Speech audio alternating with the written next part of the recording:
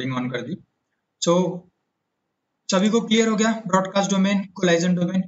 कोई डाउट कैसे काउंट करना है, क्या करना है? अब उसके बाद में फिर हम स्विच की वर्किंग डिस्कस करते हैं। ठीक है, आगे बढ़े। चलो, तो अब हम देखते हैं कि स्विच की वर्किंग मींस स्विच किस तरीके से आपका डेटा जो है वो फॉरवर्ड करता है, वो चीजें हमारे को क्या करनी है, डिस्कस करनी है। तो ये थोड़ा सा आपको मतलब डिटेल में ध्यान से इसको क्या करना है, समझना है। तो यहाँ पर हमारे पास में एक स्विच है जिसमें मल्टीपल पोर्ट्स हमारे पास में होंगे। तो मैं 3-4 पोर्ट्स का इस स्विच का पोर्ट नंबर 1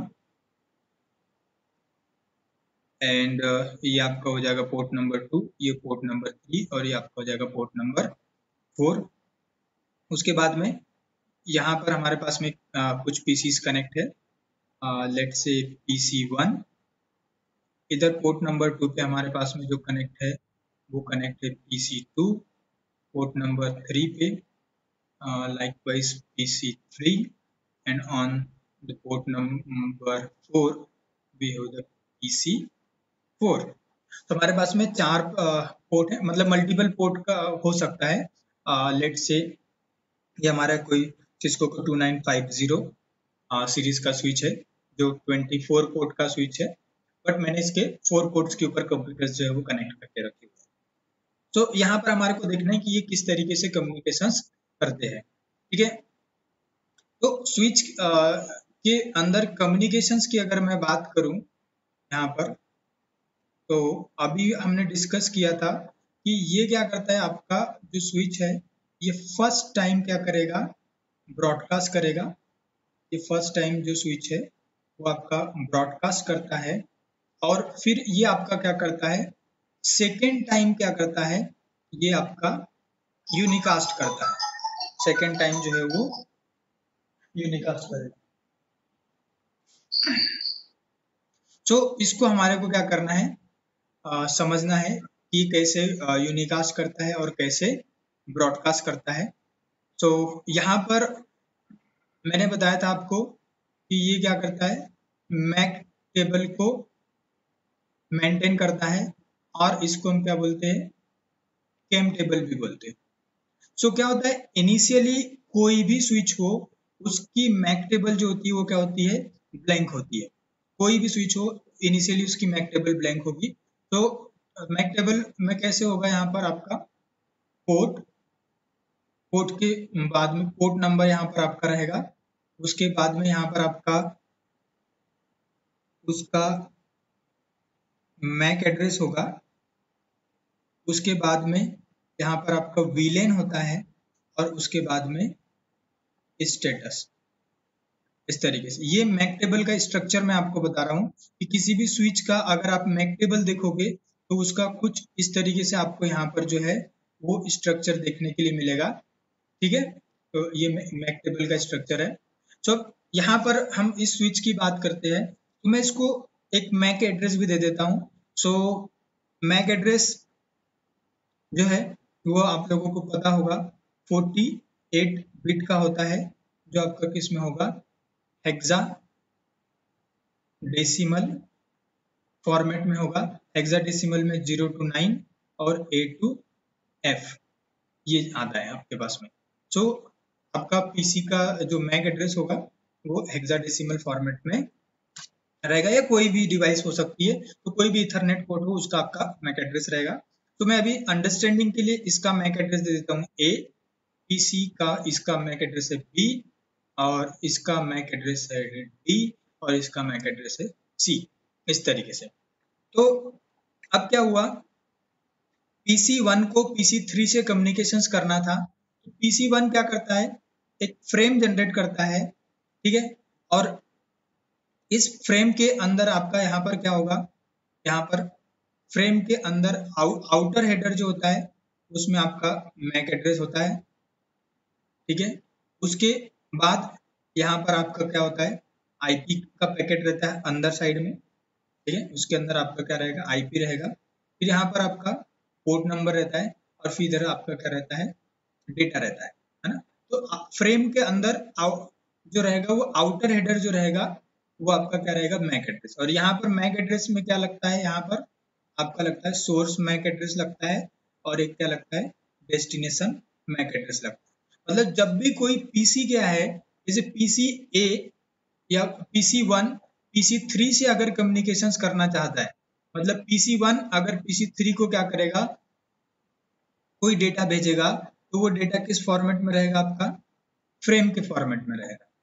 और फ्रेम का स्ट्रक्चर कैसे होती है, तो फ्रेम में आउटर हेडर जो होता है उसमें मैक एड्रेस होता है, उसके अंदर इनर हेडर जो है आईपी, मतलब IPv4 भी हो सकता है, IPv6 भी हो सकता है, उसमें सोर्स आईपी डेस्टिनेशन आईपी होगा। फिर यहाँ पर आपका पोर्ट नंबर होता है, source port number, destination port number, और फिर यहाँ पर आपका जो रहेगा वो डेटा रहेगा। तो हमारे सिनारियो में PC1 PC3 को डेटा भेजना चाहता है, तो यहाँ पर PC1 का मैक एड्रेस जो है वो A है, तो यहाँ पर सोर्स मैक एड्रेस आ जाएगा A, मतलब जो डेटा को इनिशिएट कर रहे हो वहां पर आपका मैक एड्रेस होगा A, और जो डेस्टिनेशन है उसका मैक एड्रेस है C, तो यहाँ पर ये आपका मैक एड्रेस आ जाएगा। तो अभी आपके पीसी ने डेटा स्विच को पास नहीं किया है, अभी इस PC1 के ऊपर ये फ्रेम क्या हुई है, जनरेट हुई है, जो आप यहाँ पर देख रहे हैं, ये फ्रेम PC1 के ऊपर जनरेट हुई है। अब ये क्या करेगा, इस फ्रेम को किसको सेंड करेगा, स्विच को सेंड करेगा। तो स्विच ने इस फ्रेम को कौन से पोर्ट से लिसन किया, स्विच ने इस फ्रेम को पोर्ट नंबर 1 से क्या किया है, लिसन किया है, इस पोर्ट से। तो अब स्विच के पास जब भी कोई फ्रेम आती है, स्विच के पास जब भी कोई फ्रेम आती है, तो स्विच क्या करता है, उस फ्रेम के अंदर जो डेस्टिनेशन मैक एड्रेस होता है, उस फ्रेम के अंदर जो डेस्टिनेशन मैक एड्रेस होता है उसको पढ़ता है। तो यहाँ पर डेस्टिनेशन मैक एड्रेस क्या है, C। तो अब स्विच को पता चल गया कि भाई डेटा जो आ रहा है वो A से आ रहा है, और मुझे जो भेजना है वो किसको भेजना है, C को भेजना है।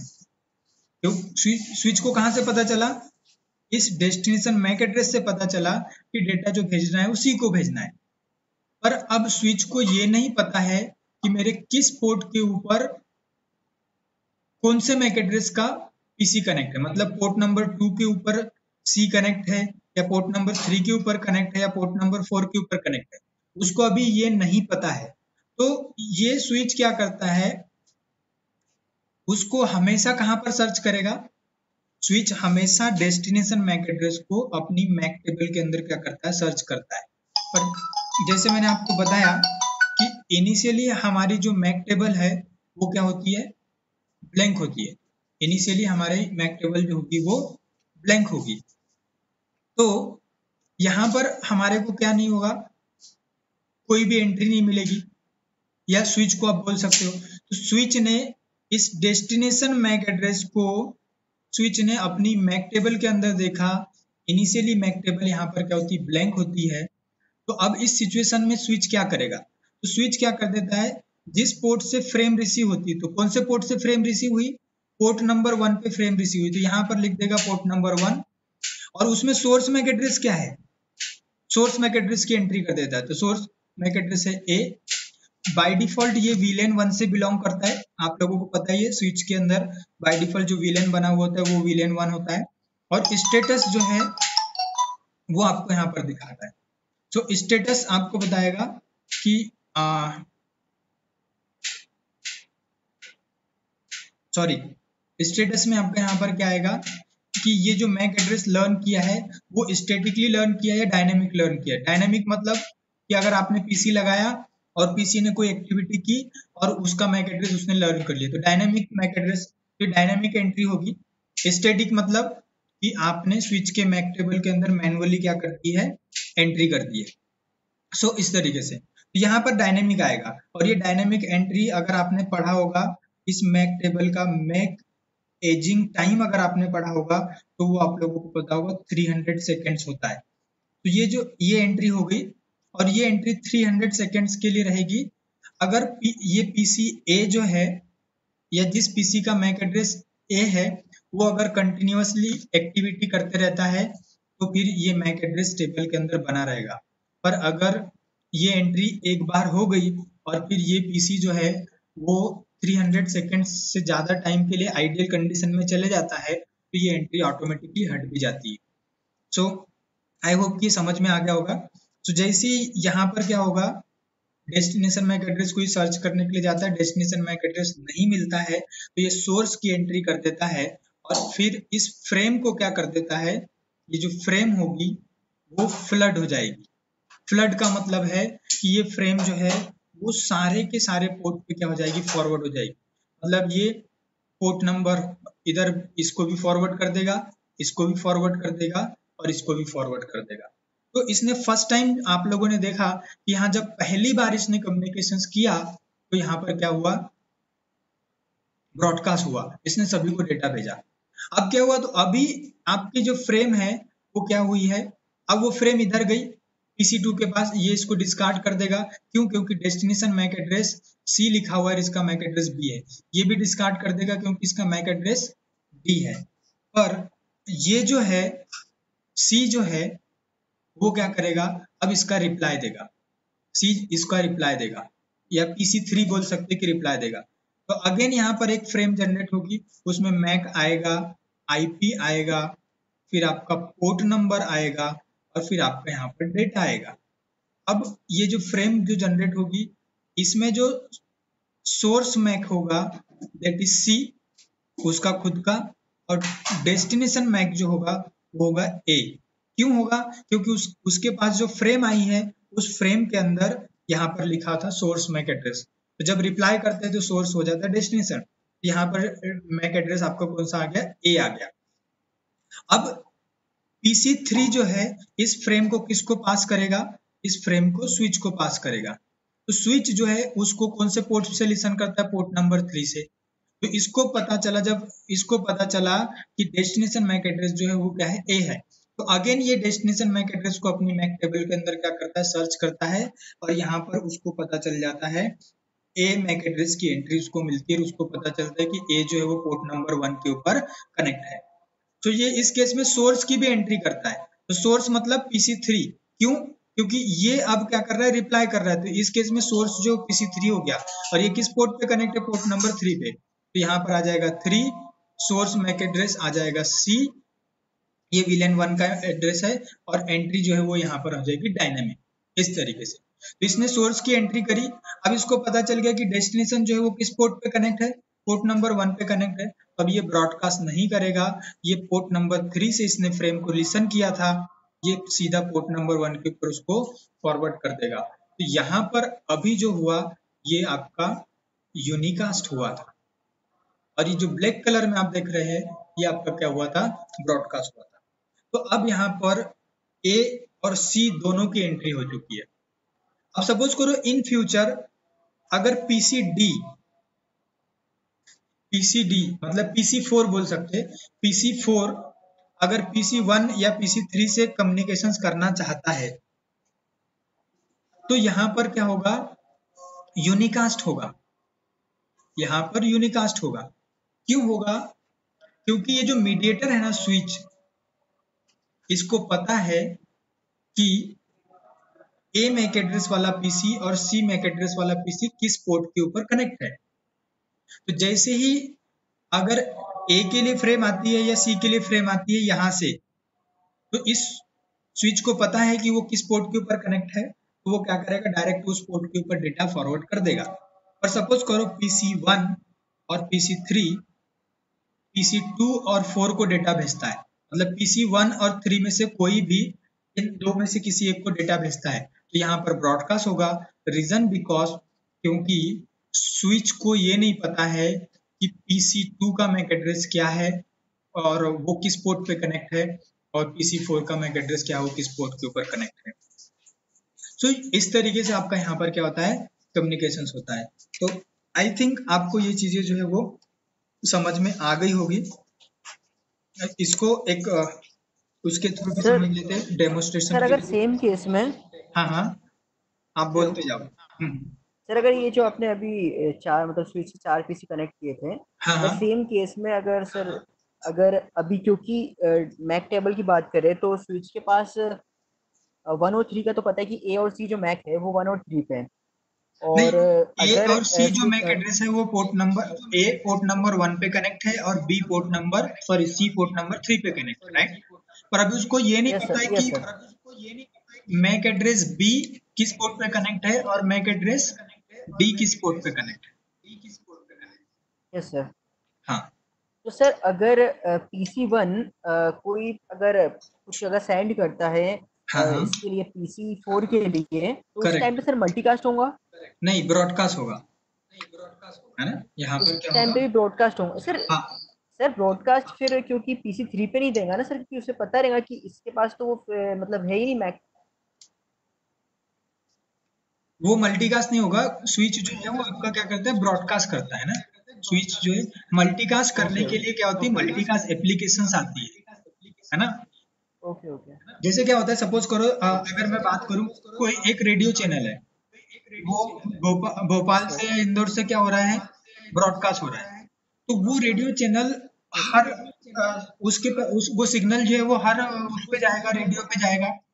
पर हम हर किसी को क्या नहीं करते, लिसन नहीं करते। हमने जिस रेडियो चैनल को ट्यून करके रखा हुआ है वही हम क्या कर पाते हैं, उसी यस की सर, फ्रीक्वेंसी को हम रिसीव करते हैं। तो मल्टीकास्टिंग में भी ऐसे ही होता है, यस डेटा सर, सभी के पास जाएगा, है ना। तो मल्टीकास्टिंग ओके, के लिए हमारे पास यस में सर, कुछ स्पेसिफिक मल्टीकास्ट एप्लीकेशंस आती है जो हमारे को कॉन्फ़िगर करना ही पड़ता है ना। यस सर, हाँ, सो क्लियर हो गया ये ओके चीज। Sir, thank you sir. हाँ, यस सर। ठीक है। अब देख लेते हैं यहाँ पर।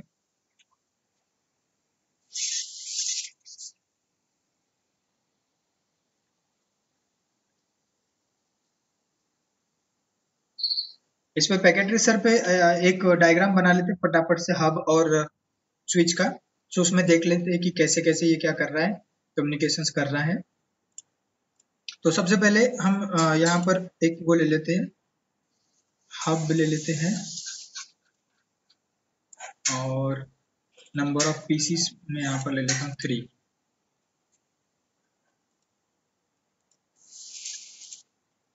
ओके, केबल कौन सी लगेगी,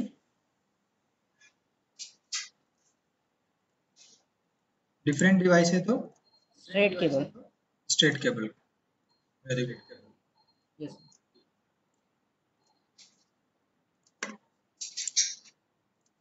ओके, क्या रखूँ आईपी एड्रेस। हम्म, 10-10-1 कर दीजिए, 10-10 का नेटवर्क दे दीजिए एक को। 10-10 का चला दीजिए, 10-10-1-1 और 10-10-1-2, 10-10-1-3। 10.10. Sorry guys, 10.10.10.1 one one default mask रखें। ठीक है, चलो। ओके किस क्लास का आईपी है। सर, ये क्लास ए का है। पक्का, सभी एग्री कर रहे हैं। चलो, तो देखो, यस सर, पैकेट क्लासिक है। को अगर आपने यूज किया होगा, तो यहाँ पर एक रियल टाइम मोड होता है, एक सिमुलेशन मोड होता है ना। ठीक है, तो मैं सिमुलेशन मोड में इसको ले जाता हूँ। और अब आप यहाँ से क्या करोगे, इस पे जाओगे, कमांड प्रॉम्प्ट पे जाओगे और पिंग करते हैं 10.10.10.1 और एंटर। तो आप यहाँ पर 2 पैकेट जनरेट हो रहे हैं। मुझे कोई बताएगा कि ये ARP पैकेट क्यों जनरेट हुआ और ICMP पैकेट क्यों जनरेट हुआ, सर फटाफट। क्योंकि ARP packet sir ARP packet इसलिए जनरेट हुआ क्योंकि उसे उसका मैक चाहिए था, जिस अपन ने आईपी डाला था उसका मैक चाहिए किसका। सर वहाँ पर। सर जो अपन ने आईपी डाला था 1010 का आईपी का, अपन को सामने वाले हाँ, का मैक चाहिए था, इसलिए सर आर्प यूज हुआ वहाँ पर। और इसलिए फर्स्ट पैकेज उसका था, और आईसीएमपी सर पिंक का था इसलिए। ICMP पिंग के लिए। तो मुझे अब ये बताओ कि अभी यस सर। आईसीएमपी। हम्म, तो अब ये हुआ। अब हम यहाँ पर क्या करते हैं, ये जो इसको मैं आगे फॉरवर्ड करता हूँ।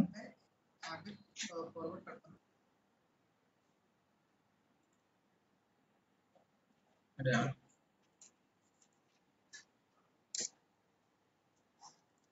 ठीक है, ICMP हुआ है, कैप्चर फॉरवर्ड किया, यहाँ पर पैकेट आया, इसने क्या किया, ब्रॉडकास्ट, है ना। फिर ब्रॉडकास्ट। आप इसने ड्रॉप कर दिया, क्यों, क्योंकि ये इसके लिए पैकेट नहीं था।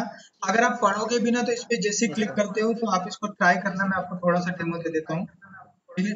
यहाँ पर ये लेयर्स भी बताता है कि कौन कौन सी लेयर यूज हो रही है, ठीक है, इनकमिंग लेयर, और ये आपका पैकेट भी आपको बताएगा, इथरनेट फ्रेम का, आईपी का पैकेट, इसमें कहाँ से पैकेट, मतलब सोर्स आईपी क्या है, डेस्टिनेशन आईपी क्या है, वो सब सारी चीजें है ना। आईसीएमपी कोड, ये टाइप आपको दिखा रहा है ना। इको रिक्वेस्ट में टाइप 8, इको रिप्लाई टाइप 0। अब मैं कैप्चर फॉरवर्ड करूंगा, इधर आएगा, फिर अगेन क्या हो रहा है, ब्रॉडकास्ट हो रहा है। मैं जितनी भी बार इसको क्या करूंगा, देख रहे हो आप, यहाँ पर पिंग करता हूँ, हर बार हब जो है वो आपका यहाँ पर ब्रॉडकास्ट कर रहा है। क्यों, क्योंकि it doesn't maintain the MAC table. Clear हुआ कि नहीं हुआ, ये कोई मैक टेबल को मेंटेन नहीं करता है, इसलिए हमेशा यहाँ पर क्या होगा, आपका ब्रॉडकास्ट होगा। डन। अब अगर मैं इसके जगह पे इंटेलिजेंट डिवाइस ले लेता हूँ, लेट्स, हमने एक स्विच ले लिया और इसको मैं पोर्ट नंबर 1 पे कनेक्ट कर दिया,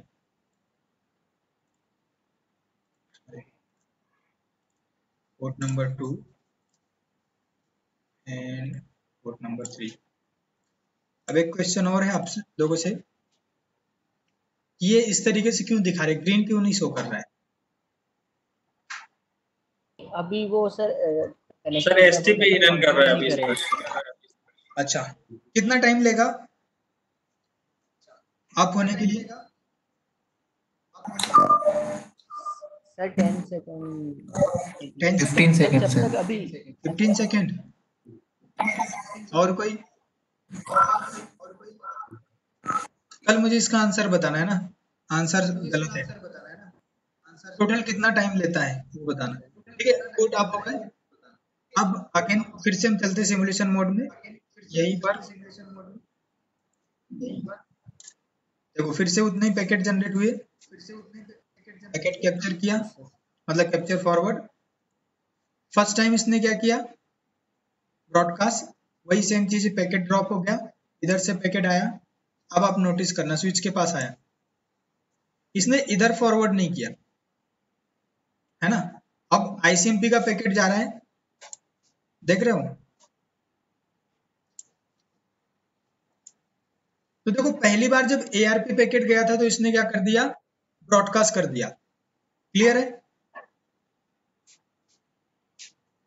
और फिर सेकेंड टाइम जब ये यूनिकास्ट हुआ, अब देखो मैं इसको यहाँ पर क्या था, रिसेट करता हूं और फिर से अब क्या करता हूं, पिंग करता हूं। अब एआरपी पैकेट जनरेट नहीं होगा। क्यों नहीं होगा, क्योंकि इस पीसी को डेस्टिनेशन का मैक एड्रेस पता चल चुका है, राइट, है ना। इस पीसी के पास डेस्टिनेशन का मैक एड्रेस है, तो अब केवल आईसीएमपी पैकेट जनरेट हुआ है। और देख रहे हो, अब यूनिकास्ट होगा।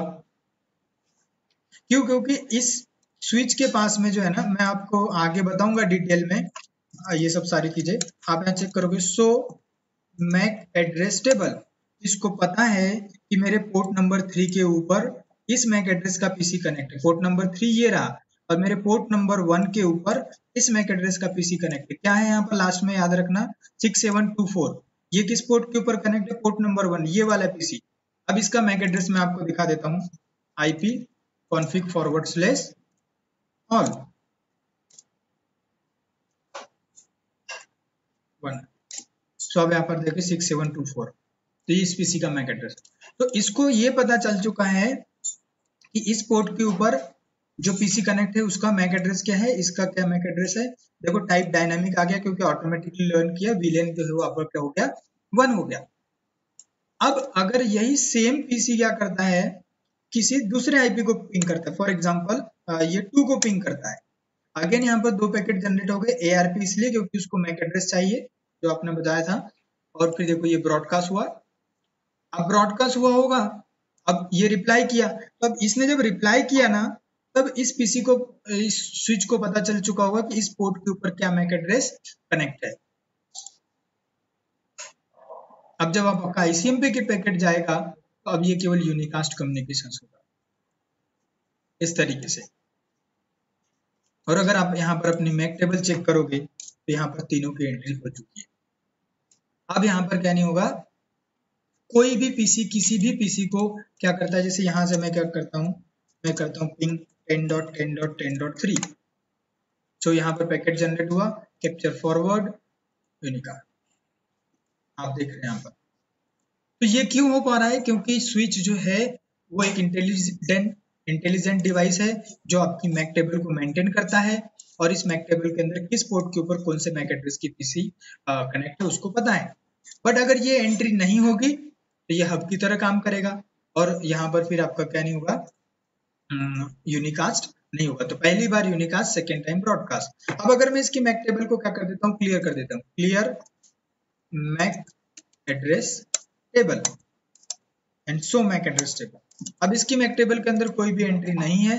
अब आप देखो यहाँ पर क्या होता है,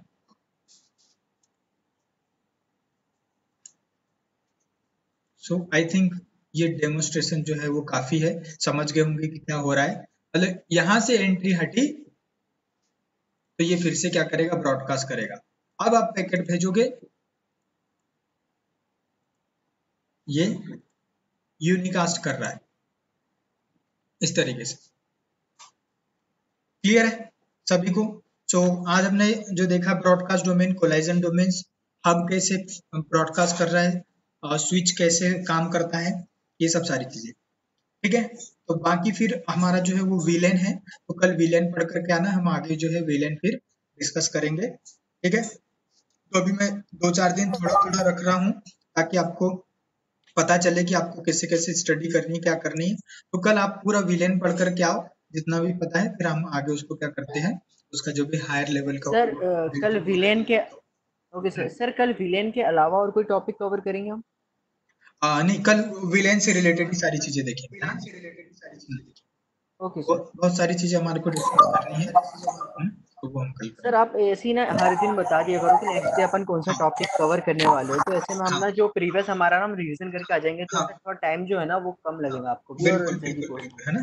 चलो ठीक है, यस सर। बाकी समझ में आ रहा है, सारी चीजें क्लियर हो रही है ना। आपका अगर कुछ ऐसा रहे डाउट तो मुझे बीच बीच में बता दिया करना, बोल दिया करना आप। हाँ ओके सर, है ना, ओके सर, चलो ओके सर। और अगर रिवीजन करते टाइम कुछ डाउट आता है तो सर वो स्काइप के ग्रुप में डालते हो? हाँ, जब भी कोई प्रैक्टिस करते हो तो अगर कुछ डाउट आता है तो क्वेश्चन स्काइप ग्रुप में डाला करो, स्क्रीनशॉट जो है वो शेयर करो। प्रैक्टिकल कर रहे हो तो आप लोग कोई भी प्रॉब्लम आता है तो उसका स्क्रीनशॉट शेयर करो, डाउट शेयर करो, तो उसमें अगर हो सकता है आपको पता नहीं हो, दूसरे को पता है तो वो आंसर करेगा। ट्राई करो कि आप तीनों एक दूसरे के आंसर्स दे सको। नहीं वो तो मुझे जब भी टाइम मिल जाएगा, अगर ऑफिस में मैं हूँ, अगर फ्री हूँ, टाइम मिला तो मैं उस टाइम पे रिप्लाई कर दिया करूँगा, नहीं तो फिर शाम को तो करना है ना। यस सर, ठीक है, ओके सर, थैंक यू किसी सर। के कोई questions? No sir, thank you. Okay, no sir, bye bye, good night. Good night.